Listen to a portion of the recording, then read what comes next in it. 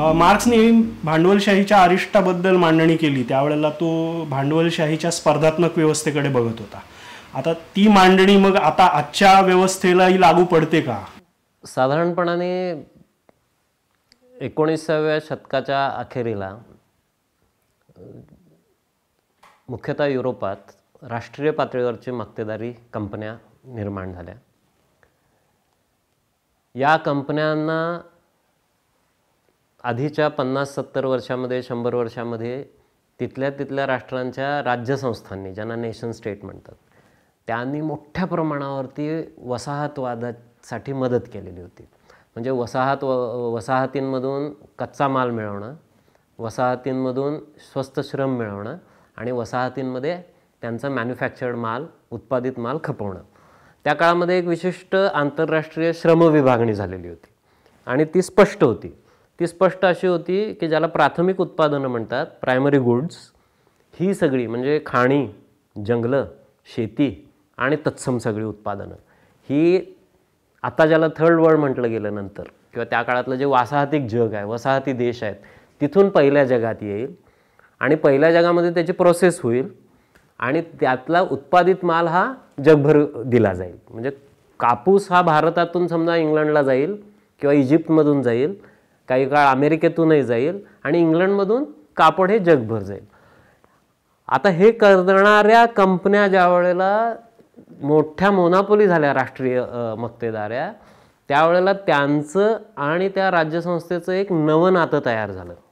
एक प्रकारची जास्त क्लोज सांगड बसली आणि या मक्तेदारांच्या मदतीनं ज्याला मार्क्सवादामध्ये, म्हणजे ह्याची काही स्पष्ट मांडणी मार्क्सनं केली असं नाही, जी प्रायमरीली नंतर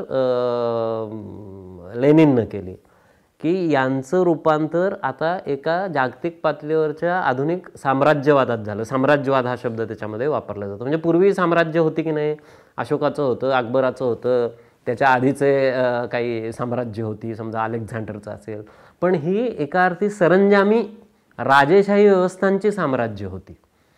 आता हे नवीन साम्राज्य जे आहे, हे नवं साम्राज्य या मोठ्या कंपन्या, त्यांच्या राज्यसंस्था, या कंपन्यांचं बाहेर गुंतवलं जाणारं भांडवल आणि त्या भांडवलाच्या संरक्षणासाठी जाणारी मिलिटरी आणि बाजारपेठ कॅप्चर करणं आणि बाजारपेठेच्या संरक्षणासाठी केले जाणारे वेगवेगळे करार मदारांपासून नाटो आणि पेंटागॉनच्या वापरापर्यंतचे सगळे प्रश्न, असं एक नवं रूप 20व्या शतकामध्ये आकाराला यायला लागलं. त्यामुळे जगभरच्या प्रदेशांचं फेरवाटप करण्याचा प्रयत्न, असं ज्याला म्हटलं गेलं या जागतिक पहिल्या महायुद्धाबद्दल, त्याच्यामध्ये भांडवलशाही एका नव्या टप्प्यावर आपल्याला जाताना दिसते. म्हणजे अनेक अभ्यासकांनी म्हटलेलं आहे असं, 1914 ते 1945 हे एक प्रदीर्घ महायुद्ध होतं. म्हणजे 1914 ते 18 एक महायुद्ध आहे. 17 पासून 22 पर्यंत युरोपमध्येच हे, रशियातच नव्हे, युरोपमध्ये मोठे उठाव झालेले आहेत, क्रांत्यांचे प्रयत्न झालेले आहेत. त्यानंतर 22-25 पासून जर्मनीमध्ये, इटलीमध्ये, स्पेनमध्ये, नंतर जपानमध्ये एक प्रकारचा फॅशिझम यायला लागतो, वेगवेगळ्या प्रकारचे, आणि ते अंतर्गत आणि बाहेर वॉर सुरू करतात. मग 1929ची महामंदी येते. त्या महामंदीवरती पुन्हा मात करायचं म्हणून पुन्हा हे संघर्ष तीव्र होतात आणि याच्यातून 1939 ते 1945चं एक दुसरं महायुद्ध होतं. So this all is a long drawn world war असं त्याला म्हटलं गेलेलं आहे. आता हे ॲक्च्युली काय आहे, म्हणजे मार्क्सच्या दृष्टिकोनातून बघितलं तर काय आहे? मार्क्स त्याच्या सगळ्या सिद्धांतांमध्ये तेजीमंदीच्या चक्रांची चर्चा करतो. तेजीमंदीची चक्र ही 5 वर्षाची, 7 वर्षाची, 10 वर्षाची अशी भांडवलशाहीमध्ये आहे. मार्क्सच्या मांडणीमध्ये असं आहे की तेजीमंदी ही भांडवलशाहीमध्ये येणारं संकट नाही आहे नुसतं. भांडवलशाहीनं काहीतरी तिचं काय म्हणावं मार्गच्युती केली म्हणून झालेलं प्रॉब्लेम नाही आहे, त्याचं ते इनहेरंट भाग आहे. म्हणजे तो असं म्हणतो की भांडवलशाहीच्या विकासासाठीची ती एक चाललेली प्रक्रिया आहे. म्हणजे उदाहरणार्थ भांडवलशाहीचं एक संकट असं होतं की ते मोठ्या प्रमाणावर बाजारपेठेसाठी उत्पादन करताना एका टप्प्याला ते इतकं अतिरिक्त उत्पादन होतं आणि दुसऱ्या बाजूला बाजारपेठेत विकत घ्यायला येणाऱ्या लोकांची क्रयशक्ती तुलनेनं इतकी कमी होते की त्याच्यामध्ये मंदी यायला लागते. आणि मग ही मंदीवर मात कशी करायची, म्हणजे स्टील इंडस्ट्री 19व्या शतकातल्या इंग्लंडमधल्या स्टील इंडस्ट्रीमध्ये पोलादाचं इतकं उत्पादन झालं की काय करायचा प्रश्न पडला आणि मग त्यांनी भारतामध्ये रेल्वे सुरू केल्या. म्हणजे भारतातल्या रेल्वे या एका अर्थी इंग्लंडमध्ये जे अतिरिक्त स्टील प्रोडक्शन आहे त्याच्यावर मार्ग काढायचा आहे त्यांना.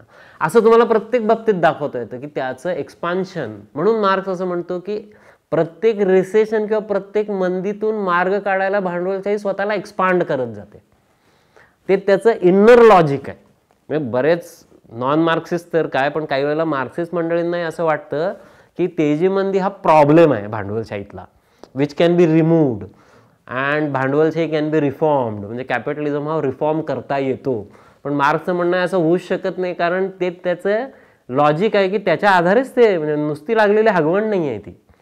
तर ते त्या माणसाला मोठं होण्यासाठी लागणारी ती गरज आहे आणि त्यातून ते सतत एक्सपांड होतं. त्यामुळे हे जर नीट लक्षात घेतलं तर आपल्याला असं दिसतं की ह्यातून मोनोपोलीज उदयाला येतात. या मोनोपोलीज जागतिक पातळीवरती स्वतःला साम्राज्यवाद म्हणून आता पोज करायला लागतात. हे पोज करत असताना जगातली सगळ्यात मोठी मंदी ही 1929-31-33 मध्ये येते. त्या महामंदीनं हे दिसतं की capitalism cannot work in its old way. जुन्या पद्धतीनं कॅपिटलिझम आता काम करू शकत नाही आहे, काहीतरी नवा मार्ग काढला पाहिजे. हा नवा मार्ग काढण्याची प्रक्रिया जी आहे, म्हणजे ही 1914, 29, 45 पर्यंत भांडवलशाहीमध्ये स्वतःत एक रूपांतर सुद्धा होतो, बदल पण होतो आंतरिक. आणि म्हणून मग लेट कॅपिटलिझम किंवा ज्याला न्यू कॅपिटलिझम असे दोन शब्द वापरले गेले, नव भांडवलशाही किंवा उत्तर भांडवलशाही. हे दोन्ही शब्द पहिल्यांदा मला वाटतं मँडेलने वापरले. अर्नेस्ट मँडेल नावाचा मार्क्सिस्ट थिंकर जो आहे तो. त्यानं नंतर न्यू कॅपिटलिझम सोडला आणि लेट कॅपिटलिझम शब्द वापरला. आता पुन्हा लोक न्यू कॅपिटलिझम शब्द वापरत आहेत. आता 20व्या शतकामध्ये कॉन्ड्राटिव्ह नावाचा एक रशियन अर्थतज्ञ होता. त्यांनी असं दाखवून दिलं की भांडवलशाहीमध्ये 5, 7, 10 वर्षाचीच फक्त तेजीमंदीची चक्र येतात असं नव्हे, तर 25-30 वर्ष एक फेज, अशी 60 वर्षाची, असं त्याला कॉन्ड्राटिव्ह सायकल्स म्हटलं जातं. म्हणजे ही दीर्घ चक्र आहेत. म्हणजे भांडवलशाहीत 2 प्रकारची चक्र आहेत तेजीमंदीची. एक चक्र छोटं आहे आणि एक मोठं चक्र आहे. आता 1914 ते 1945 ह्याच्यात ही दोन्ही चक्र एकत्र आलेली आहेत. म्हणजे शॉर्ट चक्र तुम्हाला 1929 ते 33 मध्ये दिसतं, पण कॉन्ड्राटिव्हच्या म्हणण्याप्रमाणे 1914 ते 1925 एक मोठं दीर्घ दिसतं की ज्याच्यामध्ये इन्व्हेस्टमेंट करणं आता भांडवलदारांना फायद्याचं वाटत नाही आहे. त्यामुळे ते इन्व्हेस्टमेंट कमी करतायत, कारण प्रोडक्शन खपत नाही आहे, अतिरिक्त माल वाढलेला आहे, प्रॉफिट रेट खाली येतो आहे. आणि ह्याच्यामध्ये मार्क्सचं जे सगळ्यात महत्त्वाचं विवेचन होतं की तुमचं कायम भांडवल जे आहे प्रमाण हे वाढत जाणं आणि त्याच्या प्रमाणामध्ये ज्याला व्हेरिएबल किंवा बदलतं भांडवल, श्रमावरचा खर्च हा कमी होणं, याचं इनहेरिंट परिणाम असा होतो, त्याचा एक अटळ परिणाम म्हणून नफ्याचा दर उतरायला लागतो, असं मार्क्सचं म्हणणं होतं. ते त्यानं दाखवलेलं आहे. म्हणजे असं की सगळे भांडवलदार एका ॲव्हरेज रेट ऑफ प्रॉफिटवर काम करत असतात. जे ॲव्हरेजच्या वर काम करतात ते सुपर प्रॉफिट मिळवतात, जे ॲव्हरेजच्या खाली जातात ते दिवाळखोर बनत असतात. पण ॲव्हरेजचा जर आलेख काढला तर तेजीमध्ये ॲव्हरेज रेट ऑफ प्रॉफिट जरा वर जात असतो. त्यामुळे मोठ्या प्रमाणावर गुंतवणूक करणं आणि ती चक्र गतिमान होतात. पण हे मगाशी म्हटलेलं कॉन्ट्रडिक्शनमुळं बाजारपेठेत जर का मागणी कमी होणं आणि माल पडून राहणं सुरू झालं की हा ॲव्हरेज रेट ऑफ प्रॉफिट खाली उतरायला लागतो. त्याला तो नफ्याचा दर कमी होण्याची प्रवृत्ती असंच मार्क्स म्हणतो. आणि हे ह्याच्याबद्दल पूर्वी शंका घेतल्या गेल्या होत्या. असं म्हटलं गेलं होतं की मार्क्सचं हे फक्त इमॅजिन्ड प्रकरण आहे किंवा सो कॉल्ड लॉजिकल प्रकरण आहे, केवळ थिअरेटिकल प्रकरण आहे, हे एम्पिरिकली म्हणजे प्रत्यक्ष इकॉनॉमिक्समध्ये दाखवता येत नाही. पण जगात आता त्या काळाबद्दल आणि 1975 नंतरच्या आकडेवारीने कंपन्यांचे नफे घेऊन दाखवलं गेलेलं आहे की हे त्याचं म्हणणं खरं दिसतं की कसा वर जातो आणि कसा खाली येतो आणि त्यावेळेला काय घडतं. आता नवीन भांडवलशाहीच्या चर्चेमध्ये हा एक महत्त्वाचा पैलू येतो. मोठी चक्र पण आहेत, त्यामुळे भांडवलशाहीला स्वतःला बदलावं लागतं आहे. मार्क्सिस्टांनी असंही विश्लेषण केलेलं आहे की तेजी मंदी हा भांडवलशाही नेहमी स्वतःच्या पुनर्रचनेसाठीची संधी म्हणून बघत असतं. संधी कशी? तर नको असलेल्या क्षेत्रातलं भांडवल खड्ड्यात जाऊ दे, नको असलेला कामगार वर्ग खड्ड्यात जाऊ दे, जुनं झालेलं तंत्रज्ञान फेकून देऊया, आता नवं अधिक बचत करणारं तंत्रज्ञान घेऊया, अधिक कॉन्सन्ट्रेशन ऑफ कॅपिटल करूया आणि नव्या प्रकारे पुन्हा बाजारपेठेवर कब्जा करूया. त्यामुळं प्रत्येक क्रायसिसमध्ये ते स्वतःला रिस्ट्रक्चर करतं, पुढं नेतं. पण मार्क्स असंही म्हणतो की प्रत्येक क्रायसिसमध्ये मार्ग काढण्यासाठी जे पाऊल भांडवलशाहीमध्ये टाकलं जातं ते तात्पुरते तर मार्ग काढतं, पण लॉंग टर्ममध्ये ते क्रायसिस आणखीन खड्ड्यात नेतं, आणखीन दीर्घ करतं, ते आणखीन भांडवलशाही खड्ड्यात जायला लागते. खड्ड्यात जाण्याचा अर्थ पुन्हा आपण लक्षात घेतला पाहिजे की तो जुन्या अर्थी बघून नाही उपयोग. म्हणजे सगळी भांडवलशाही खलाव झाले, सगळे भांडवलदार खड्ड्यात गेलेले आहेत, सगळे लोक दारिद्र्यात, असं नाही आहे. तर ही कॉन्ट्राडिक्शन तीव्र होत जाणं आणि ही चक्र थांबवता न येणं या अर्थी आहे. म्हणजे आता लेट कॅपिटलिझमचा एक भाग काय आहे अरिस्टाच्या बाबतीत, त्याच्याकडे येण्यापूर्वी मी लेट कॅपिटलिझमचे कॅरेक्टर्स जी इमर्ज झाली त्याच्याबद्दल एक थोडं आपण बोललं पाहिजे. दुसऱ्या महायुद्धानंतर ह्या महामंदीनंतर राज्यसंस्थेनं विकासामध्ये आणखीन पद्धतशीर लक्ष घातल्याशिवाय, म्हणजे केवळ भांडवलाला प्रोटेक्ट करणं एवढ्यापुरतं नव्हे, विकासामध्ये लक्ष घातल्याशिवाय भांडवलशाही जगू शकत नाही हे दिसलं. केन्सवाद, केन्सला कम्युनिस्ट म्हटलं गेलं, न्यू डील अमेरिकेत आला, रुझवेल्टला लोकांनी शिव्या घातल्या, कम्युनिस्टांचा बगलबच्चा आहे असं म्हटलं गेलं. आणि ह्या सगळ्यातून आपल्याला असं दिसतं की एक नवीन मॉडेल, म्हणजे ज्याला आपण म्हणू वेलफेअरिस्ट मॉडेल, हे जगात इमर्ज झालं. म्हणजे तो 1945 ते 70-75ला गोल्डन पिरियड ऑफ कॅपिटलिझम म्हटलं जातं. म्हणजे जगामध्ये जेवढा विकास कधीही नव्हता एवढा विकास झाला आणि त्या विकासाचे परिणाम असे झाले, मार्क्सवाद मेलेला आहे, आयडिओलॉजी मेलेल्या आहेत आणि कॅपिटलिझम हा कधीच पुन्हा खड्ड्यात जाणार नाही, क्रायसिसच्या थिअरीचा मूर्खपणा आहे, असं प्रचंड जगभर सगळीकडे मांडलं गेलं. आणि 30 वर्ष एवढी भरभराट दिसत होती की पुढची 30 वर्षही त्याचा प्रभाव दिसतो. 90पर्यंत, 95पर्यंत, 2000पर्यंत हे लोकांच्या डोक्यात आहे की कॅपिटलिझम हा अमर्त्य आहे, त्यामुळे हे होत राहणार आहे. पण ॲक्च्युली काय घडलेलं होतं? ॲक्च्युली असं घडलं होतं की कॅपिटलिझम हा अधिक ऑर्गनाईज झाला जागतिक पातळीवर. आत्तापर्यंत जे नव्हतं, उदाहरणार्थ international monetary fund, GATT general agreement on trade and tariff आणि वर्ल्ड बँक, असे 3, ज्याला ब्रेटन वूड इन्स्टिट्यूट म्हणतात, ते अस्तित्वात आले. मग ते जगाचं सगळं अर्थकारणाचं नियोजन करायला लागले. म्हणजे भांडवलशाहीचा आर्थिक नियोजनाला विरोध नसतो बरं का. बऱ्याचदा लोक असं म्हणतात की भांडवलशाही अनार्किक आहे म्हणून तिचा विरोध असतो. भांडवलशाही अनार्किकच असते, कारण प्रत्येक युनिट स्वतःला पाहिजे तेवढं प्रोडक्शन करतं. कुठलाही भांडवलदार देशाला काय पाहिजे, जगाला काय पाहिजे बघत नाही. तो म्हणतो मला जास्तीत जास्त. त्यातून एक सोशल अनार्की येते. पण या अनार्कीवर मार्ग काढण्यासाठी 20व्या शतकामध्ये भांडवलशाहीनं एक प्रकारचं प्लॅनिंग सुरू केलं. फक्त समाजवादी प्लॅनिंगची टिंगल करायची म्हणून प्लॅनिंग मूर्ख असतं असं म्हणायचं. पण प्रत्येक कंपनीकडे एक प्लॅनिंग डिपार्टमेंट असतं आणि प्रत्येक गव्हर्नमेंट एक प्लॅनिंग करतं आणि हे प्लॅनिंग जागतिक पातळीवरती IMF, वर्ल्ड बँकच्या आणि आता WTOच्या माध्यमातून होतं. हा लेट कॅपिटलिझमचं एक महत्त्वाचं वैशिष्ट्य आहे. त्यामुळे IMF उदाहरणार्थ आपल्याला असं करताना दिसतं की चलन जे आहे, चलनाचं बॅलन्सिंग IMF करतं जगभर.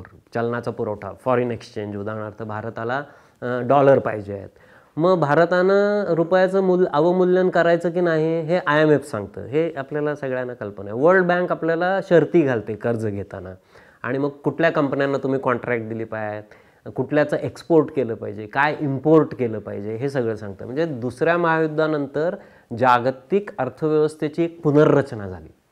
या पुनर्रचनेमध्ये आधीचं जे इंटरनॅशनल डिव्हिजन ऑफ लेबर आहे त्यातही फरक झाला. म्हणजे उदाहरणार्थ विशेषतः आता केवळ प्रायमरी प्रोडक्ट्स थर्ड वर्ल्डमधून आणि मॅन्युफॅक्चर गुड्स फर्स्ट वर्ल्डमधून ह्याच्यातही बदल झाला. आता असं झालं की काही विशिष्ट मॅन्युफॅक्चर गुड्स ही थर्ड वर्ल्डमधून पाहिजे घेतली जायला लागली. त्यामुळे तेवढ्या प्रमाणामध्ये तेवढ्या इंडस्ट्रीज हे आपल्याला थर्ड वर्ल्डमध्ये दिसतात. 1975 नंतर 70 नंतर जगामध्ये ज्याला स्ट्रक्चरल क्रायसिस म्हणतात भांडवलशाहीचं, ते सुरू झालं. आता हा मुद्दा पटकन पटणारा नाही आहे लोकांना, पण जगातल्या काही मार्क्सवाद्यांनी पहिल्यांदा हे मांडलं, ज्याच्यामध्ये वॅलरस्टाईन होता, मेझॉरस होता, त्याच्यानंतर समीर अमीन होता. ह्या तज्ज्ञांनी असं मांडलं की 68, 70, 75 इज द लिमिट. 68, 70 नंतर जागतिक भांडवलशाहीचा कर्व खाली जायला लागलेला आहे. प्रोडक्शन प्रचंड वाढतंय, पण रेट ऑफ प्रॉफिट फॉल व्हायला लागलेला आहे. डिस्ट्रक्शन ऑफ रिसोर्सेस वाढायला लागलेलं आहे. नव्या प्रकारच्या एम्प्लॉयमेंटचे प्रश्न तयार झालेत. हे 80-85 नंतर दिसायला लागलं. त्यामुळे जॉबलेस ग्रोथ नावाचा प्रकार आपल्याला दिसतो. 85-90 नंतर जगात चर्चा त्याची सुरू झाली की ग्रोथ आहे, प्रोडक्शन प्रचंड वाढतंय, पण तेवढ्या प्रमाणात जॉब्स वाढत नाही आहेत. पर्यावरणीय डिस्ट्रक्शनही मोठ्या प्रमाणावर वाढायला लागलं. त्यामुळे भांडवलशाहीनं स्वतःला रिस्ट्रक्चर करत असताना या सगळ्या बदल जे केले ते बदल एक प्रकारे आपल्याला असं दिसतं, ज्याचं वर्णन नंतर लॉरेन्स समर्स नावाचा जागतिक बँकेचा हे होता, चीफ इकॉनॉमिक ॲडवायझर आणि अमेरिकेचा ट्रेजरी सेक्रेटरी, त्यानं डर्टी इंडस्ट्रीज या थर्ड वर्ल्डमध्ये पाठवल्या पाहिजेत असं म्हटलं होतं. ज्याचं एक उत्तम उदाहरण म्हणजे मला वाटतं 1984 भोपाळ वायू गॅस कांड जे झालं, की डर्टी इंडस्ट्रीज थर्ड वर्ल्डमध्ये का गेल्या पाहिजेत, तर तिथे काही अपघात झाला तरी नुकसान कमी द्यावं लागतं, हे सरळ होतं. म्हणजे स्वस्त श्रम आणि एक्सटर्नलायझेशन ऑफ कॉस्ट ज्याला म्हणतात, म्हणजे हे खर्च सगळा समाजावर टाकता येईल, पर्यावरण वगैरेचं काही आपल्या अंगावर येणार नाही, अशा सगळ्या उद्योग आता तिसऱ्या जगात आले. मेक्सिकोमध्ये असतील, ब्राझीलमध्ये असतील, आफ्रिका इथल्या काही देशांमध्ये असतील, कोरियामध्ये असतील, भारतामध्ये असतील. आणि याचं साधं सरळ लॉजिक पुन्हा डिफरन्शियल रेट ऑफ एक्सप्लॉयटेशन ज्याला म्हणतात. गेल्या वेळेला बोलताना मी म्हणाले की मला आठवत नाही, म्हणजे समजा तासाला $20 जर अमेरिकेमध्ये आहे आणि मॅन्युफॅक्चरिंग करावं लागतं आणि मेक्सिकोमध्ये तासाला $2 आहे, तर एक 20 किलोमीटर तुम्ही फक्त ट्रॅव्हल केलं की त्याच कारचं निर्मिती अत्यंत स्वस्तात होते. हे जगभर आहे. म्हणजे हे एक नवीन जे रिस्ट्रक्चरिंग येतं आहे आणि भारतापासून चीनपासून मेक्सिकोपर्यंत एक छोट्या सेक्शनमध्ये जी संपन्नता आली ती भांडवलशाहीच्या या रिस्ट्रक्चरिंगचा भाग आहे. आणि लेट कॅपिटलिझमच्या किंवा उत्तर भांडवलशाहीच्या एका अर्थी तिथे आलेल्या रिसेशनचा किंवा मंदीचा परिणाम म्हणून इकडे शिफ्ट झालेला आहे. त्याला भांडवलशाहीच्या अरिष्टाचे जे आंतरविरोध आहेत, हे जे तणाव तयार होत आहेत, त्याचं स्थानांतरण आणि पुनर्स्थापन असा शब्द वापरला गेलेला आहे. म्हणजे त्यांना एका जागेवरून उचलून दुसऱ्या जागेवर न्यायचं आणि त्यांना तिथे प्रस्थापित करायचं. मग आपल्याला असं दिसतं की युरोपमधला जो सगळा अमेरिकेतला जो कॉस्ट ऑफ प्रोडक्शन कमी करण्याचा प्रश्न आहे, त्याच्यावर मार्ग काढण्यासाठी त्यांनी ह्या इंडस्ट्रीज थर्ड वर्ल्डमध्ये पाठवलेल्या आहेत. आणि थर्ड वर्ल्डमधला एक्सपोर्ट झाला पाहिजे की जो तिथल्या श्रमशक्तीची किंमत कमी ठेवायला त्यांना सगळी गुड्स प्रोव्हाइड करेल. म्हणजे जे ॲग्रिकल्चरल गुड्स असतील, जे मिनरल्स म्हणजे प्रायमरी गुड्स असतील आणि जे मॅन्युफॅक्चर्ड गुड्स असतील. चीनमधून आणि कोरियामधून कपडे गेले पाहिजेत, बांगलादेशमधून कपडे गेले पाहिजेत वगैरे वगैरे वगैरे, किंवा भारतातून बासमती गेला पाहिजे. आता त्याच्यातही खूप कॉम्प्लेक्सिटीज आहेत, ते कधी थांबवतात कधी काढतात. परंतु लेट कॅपिटलिझमचं आपल्याला हे एक महत्त्वाचं स्वरूप दिसतं की स्वतःच्या क्रायसिसवर मात करण्यासाठी आणि स्वतःचा जागतिक प्रभाव वाढवण्यासाठी आणि दुसऱ्या महायुद्धाच्या मागे पुढे ज्या प्रकारच्या स्वातंत्र्य चळवळी झाल्या त्यामुळं जगभरातून थेट जे वर्चस्व आहे ते काढून घ्यावं लागलेलं आहे. त्यामुळं भांडवलाच्या माध्यमातून वर्चस्व प्रस्थापित, बाजारपेठेच्या माध्यमातून वर्चस्व प्रस्थापित करण्यासाठी ही नवी पुनर्रचना सगळी आली. त्याला मिळून हा शब्दप्रयोग वापरला जातो.